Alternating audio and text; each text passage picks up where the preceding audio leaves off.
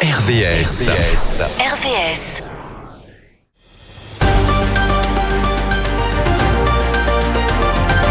Émission spéciale élection municipale sur RVS. Les élections municipales sur RVS, vous le savez désormais, déclinées sur notre antenne sous forme de 4 municipalités, 3 dans l'Eure, Évreux, Bernay, Louviers, et puis une là où sont implantés nos studios, à Rouen, avec une ligne éditoriale que je vous rappelle parce que c'est nécessaire. Ce qui nous intéresse, c'est le candidat ou la candidate, évidemment sa liste, son programme, ses valeurs et son engagement, pas spécialement les remarques qui peuvent se faire entre différents candidats, les uns par rapport aux autres, ou les petites phrases. D'autres médias le font très bien, mais ce n'est pas notre ligne éditoriale. Voilà qui est dit. Les municipales à Rouen, donc, où se sont déclarés officiellement, finalement, 7 candidats, dont certains d'ailleurs ne briguent pas véritablement le siège de maire, mais saisissent l'occasion pour donner de l'écho à leur message, qui n'est pas tout à fait le cas de Céline Vittert, qui était aujourd'hui notre invitée. Céline, bonjour. Bonjour. Merci de nous faire la gentillesse d'être au micro d'RVS. Vous représentez le Parti des travailleurs. On va bien sûr y revenir. On va parler tout d'abord un peu de vous. Vous êtes enseignante, vous vous inscrivez dans une ligne de rupture totale avec le gouvernement et les institutions actuelles que vous jugez au service du capital.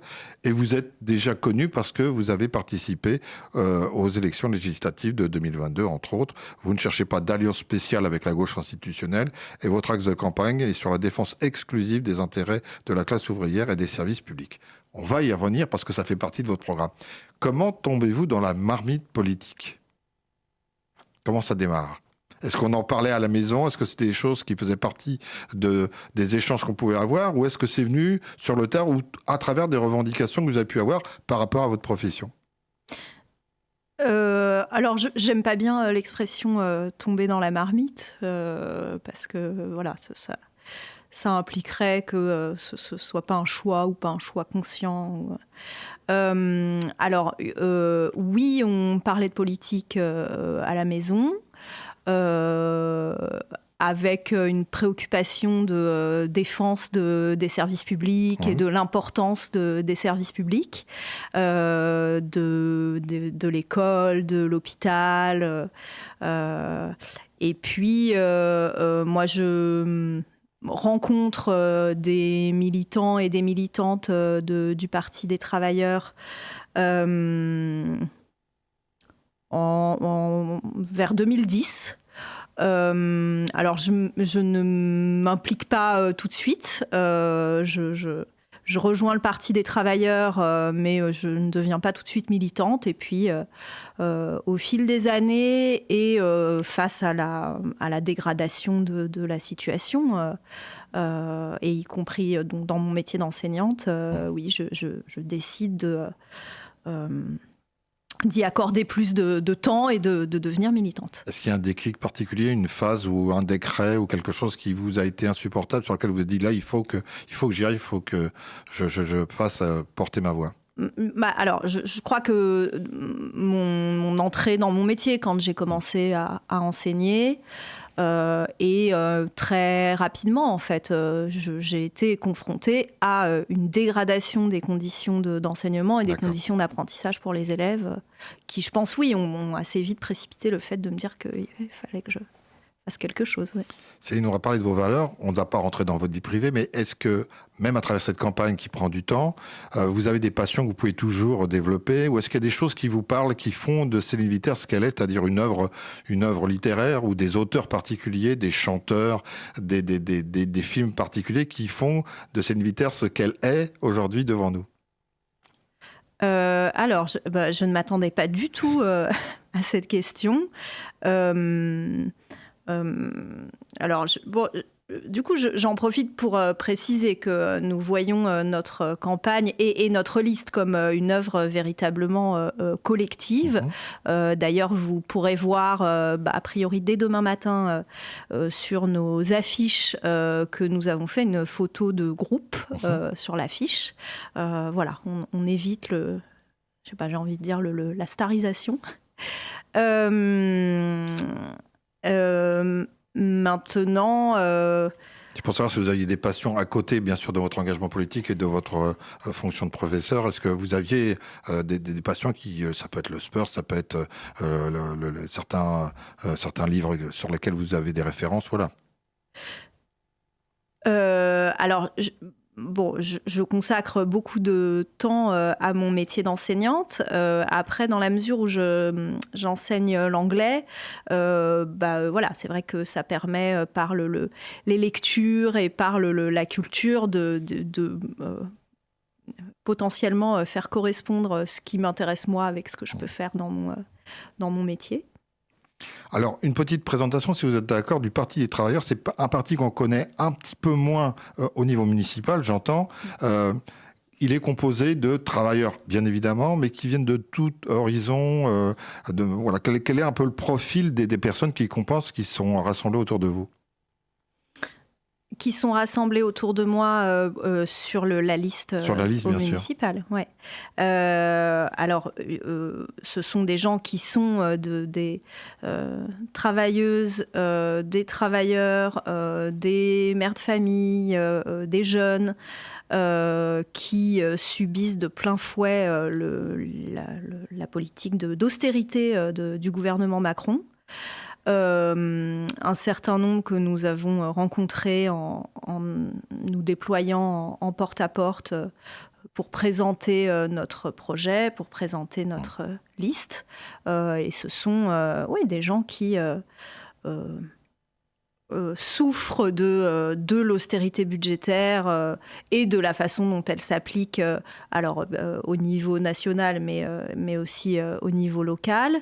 Des gens qui nous ont dit beaucoup dans les porte-à-porte que nous avons fait, qui nous ont parlé de l'augmentation des charges, l'augmentation des loyers, la baisse des financements aux associations. Dans votre programme, est-ce qu'il y a plusieurs secteurs qui sont mis en avant? Vous parliez de logement, on sait que c'est primordial, notamment par exemple par rapport à des personnes qui ont été mises en bordure de la société, en marge de la société. Pour retrouver un emploi, si on n'a pas un logement, c'est compliqué. Est-ce que c'est des pôles qui sont pour vous essentiels, sur lesquels il faut se battre prioritairement? Je dis ça parce que très souvent, dans les programmes, on a les pôles, on commence par la sécurité, la santé, évidemment, c'est un incontournable, et puis le logement arrive plus tard. Est-ce que pour vous, c'est quelque chose sur lequel il faut travailler impérativement? Oui, bien sûr. Pour moi, c'est une des mesures d'urgence qui devrait être prise, le relogement de toutes les familles qui sont à la rue. Moi, j'habite dans le quartier de la Gare. Autour de la Gare, il y a un certain nombre de personnes, de SDF, de gens qui dorment dans la rue. Or, on sait par exemple qu'il y a le bâtiment de l'ancienne poste, de la poste de la Gare qui a fermé. Je trouve juste derrière. Il y a des SDF qui ont installé leur tente adossée à ce bâtiment. Ce bâtiment est vide. Pour moi, c'est insupportable. Et une municipalité, un maire ou une maire pourrait prendre la décision, a le pouvoir de décider de réquisitionner des bâtiments vacants, des logements vacants, pour pouvoir y loger les personnes, les familles qui sont à la rue. Alors, il y a les logements qu'on peut réquisitionner, et puis il y a des personnes qui vivent dans des logements qui sont parfois insalubres, sur lesquels il faut travailler. Et là aussi, ça demande des démarches, ça peut être compliqué. Est-ce que, effectivement, une municipalité peut intervenir? Oui, tout à fait. Oui. Et là aussi, dans les porte-à-porte qu'on a pu faire, alors c'est très variable en fonction des endroits et des bâtiments, mais il y a quand même des bâtiments extrêmement dégradés. Ceci dit, les gens qu'on a pu rencontrer dans ces bâtiments, encore une fois, leur préoccupation première, c'est quand même la question, au niveau de l'habitat, c'est quand même la question de l'augmentation des charges, l'augmentation des loyers, avant même de parler du mauvais état de certains bâtiments. Mais néanmoins, oui, effectivement. Ça en fait partie. Vous parliez de l'augmentation des charges. Vous avez, je crois, mis en avant de combattre la hausse des factures d'eau. Oui, tout à fait. Et puis après, on parlera des subventions aux associations, ça c'est autre chose. Mais la hausse des factures d'eau, vous dites là ça fait trop. Nos factures d'eau ont pris à Rouen 10,5% sur ces 3 dernières années. Donc oui, pour les familles ouvrières, c'est beaucoup. Donc les mettre en régie. Oui, c'est ça. Oui, municipalisé. Oui. On parle logement. On va revenir sur les subventions aux associations parce que je sais que c'est quelque chose qui vous tient particulièrement à cœur. Et puis on parlera des ATSEM aussi notamment dans le milieu de l'éducation, que vous connaissez bien. Logement, santé. Je pense que c'est aussi un des items qui sont importants. Est-ce que vous avez là aussi un constat ou des retours qui vous ont été faits, ou même dans votre programme, dans les propositions que vous avez faites, vous avez des pistes? On parle parfois de déserts médicaux et on a tendance à dire dans le milieu rural, on se rend compte que ça touche la ville et que ça touche aussi pas mal de quartiers. Oui, alors une première chose, un ou une maire est président du conseil de surveillance de l'hôpital. Bon, quand on sait l'état actuellement du CHU et le manque de moyens, voilà, en étant président ou présidente d'un conseil de surveillance d'un hôpital, on peut décider de mettre en avant le besoin de réouverture de lits, de réouverture de services, d'embauche de personnel. Ça, voilà, déjà au niveau de l'hôpital, du CHU existant. Ce serait, moi, à mes yeux, une première mesure. D'accord. On peut parler aussi de centres de santé pour regrouper des professions, parce que ça peut être aussi une solution parfois dans des quartiers où on manque de médecins, on manque de spécialistes ou sous cette forme-là. Oui, tout à fait. Oui, de centres de santé, de maisons de santé, effectivement, mais qui pour moi devrait être un service public et non pas un service privé, parce que les centres de santé privés sont basés sur le profit. Oui, c'est ça. Je ne devrais pas le dire à votre place, mais voilà, alors, vous l'avez dit. Les associations, ça vous tient spécialement à cœur, les subventions aux associations qui sont, j'allais dire presque classiquement, toujours en baisse. Oui. Et là, vous avez des possibilités, vous pointez du doigt, mais vous dites il faut faire quelque chose parce que c'est au cœur de notre vie. Ça fait partie de la proximité des quartiers, mais des gens aussi. Et donc, il faut prendre en considération l'importance du monde associatif. Tout à fait. Et donc, effectivement, les associations sont très, très en difficulté du fait de la baisse des dotations de l'État.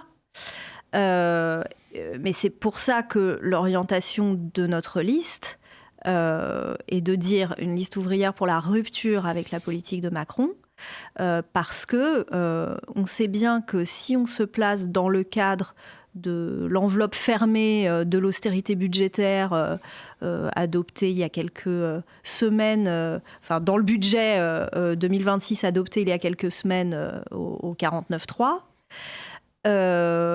qui définit des coupes à hauteur de entre 12 et 15 milliards dans les services publics, dont, et ça le chiffre est tombé un peu plus récemment, 2 milliards en moins pour les collectivités locales, les collectivités territoriales, donc 2 milliards en moins de dotation de l'État pour les collectivités. Alors bien sûr, à Rouen, on ne sait pas encore comment est-ce que ça va se décliner, mais de toute évidence, ça n'est pas aller dans les intérêts de la population que de rester dans le cadre de cette enveloppe fermée. Donc oui, augmentation des dotations, des budgets, des financements aux associations. Idem pour le monde éducatif. Donc je soulignais effectivement que vous voudriez cette possibilité d'avoir une ATSEM dans chaque classe de maternelle, parce que c'est essentiel pour le bien-être des enseignants, mais surtout le bien-être des enfants. Oui, tout à fait, puisque donc au niveau national, il y a cette mesure qui dit qu'il n'est plus obligatoire qu'il y ait une ATSEM par classe de maternelle, et qu'après chaque mairie est libre d'appliquer cette mesure comme elle le souhaite, de laisser quand même une ATSEM par classe, ou alors de se donner la possibilité qu'il y ait une ATSEM pour 2 classes. Bon, moi je suis contre l'application au niveau local de cette mesure. Je suis pour que, enfin pour moi, un maire, une mère doit décider qu'il y ait une ATSEM par classe de maternelle.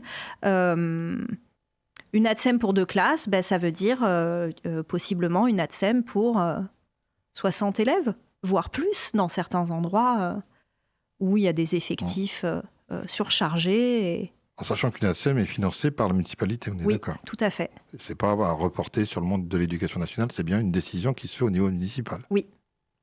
Il nous reste moins d'1 minute. Quel est l'autre point sur lequel vous voudriez appuyer par rapport au programme que vous portez ?